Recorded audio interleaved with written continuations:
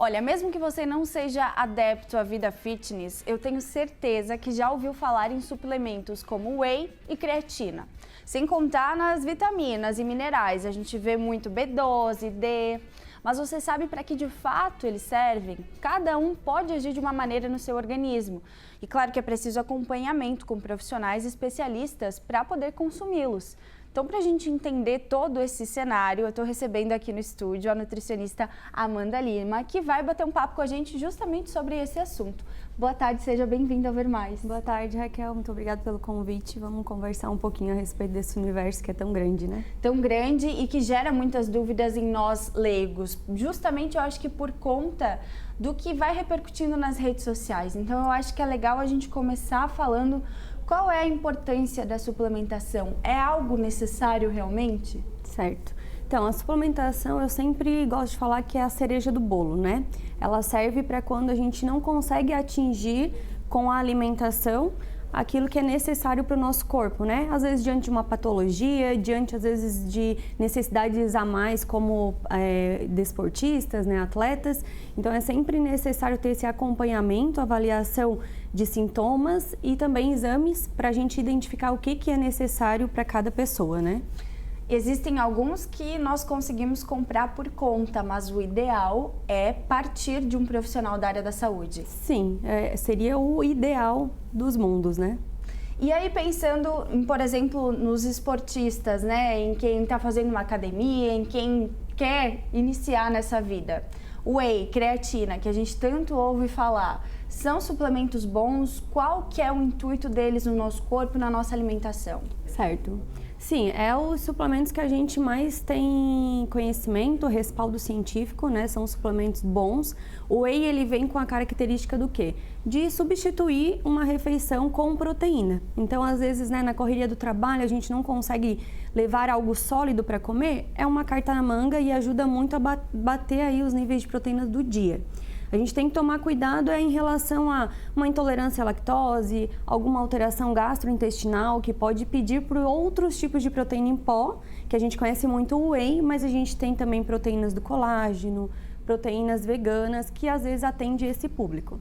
A creatina é o queridinho, né? E eu gosto de dizer que se tem um suplemento que a gente tem garantir respaldo científico é a creatina. Então, a gente conhece muito aí pelos praticantes de atividade física, mas ela há 5 anos vem sendo estudada em fertilização, gestação, parte neurológica, saúde neurológica, metabolismo de glicose, então diabetes tipo 2 também é algo bem interessante.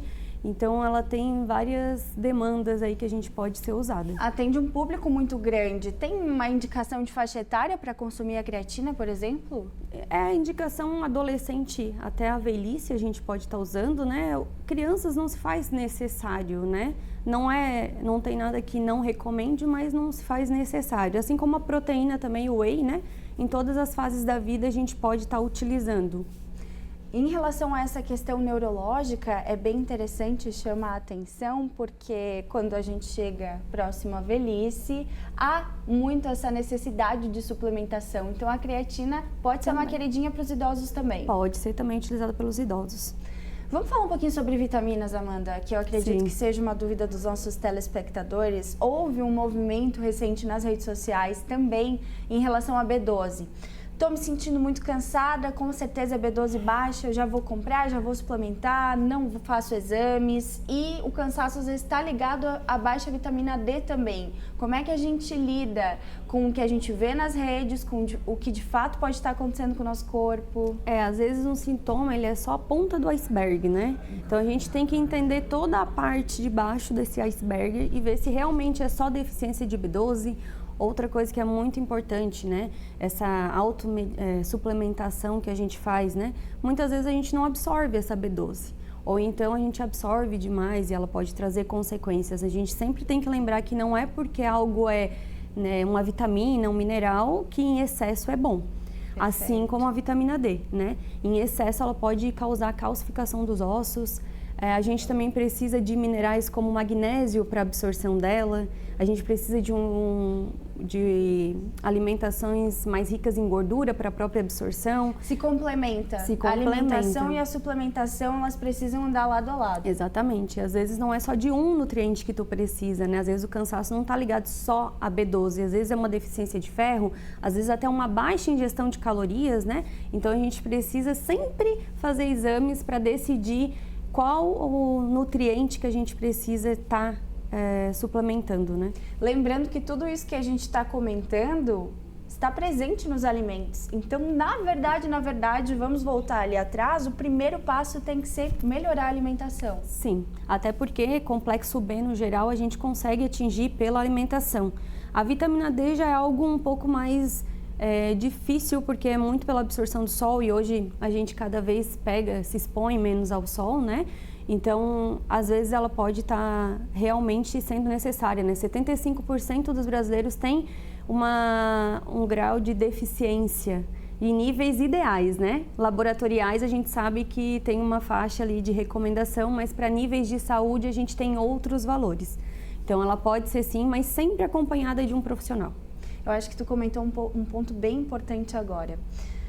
Segui o que o profissional me indicou, fiz exames e aí pego o exame e dou aquela espiadinha, porque todo mundo fica curioso. Opa, tá aqui dentro da linha de referência, não significa que tá tudo bem. Exatamente. Muitas vezes também a gente deixa de suplementar por estar dentro de um nível de referência, né? Quando na verdade níveis de saúde são outros valores, né? Que quando tem acompanhamento de um profissional, ele consegue te dar esse suporte prevenindo alguma doença ou alguma deficiência, né? Agora, Amanda, acho que outra questão importante da gente comentar aqui são os suplementos para emagrecer, que é uma demanda gigantesca hoje quando a gente pensa em estereótipos, no mercado da beleza. Claro, para você como nutricionista, imagino que possa até ser um tabu. Existe algum tipo de suplementação que emagrece de uma maneira saudável ou é perigoso? Tem vários ativos aí que ajudam, né, no controle da fome, em metabolismo, na parte de queima de gordura, né? Mas eu sempre, como profissional, eu sempre alerto esses suplementos que a gente vê aí nas redes sociais, na internet, né, prometendo milagres, porque a gente sabe que a obesidade é uma doença. E cada vez a gente tem números crescentes dessa obesidade e sobrepeso. Então, se houvesse realmente um suplemento milagroso, alguém já estaria muito rico e com certeza a gente não teria esses números crescendo, né? Então, tem sim, né, eu gosto sempre de manipular para pegar ativos que eu acho interessante, mas eu sempre peço cautela nesses emagrecedores que a gente vê aí pela internet, porque alguns podem não ter o que contém no rótulo e sobrecarregar a função hepática, né? Então a gente tem que tomar muito cuidado em relação a isso. Que bate-papo gostoso. Renderia horas e horas aqui, porque cada vez vai surgindo mais dúvidas. Muito obrigada pela tua participação aqui no programa, Amanda. Adorei. Obrigada eu, Raquel.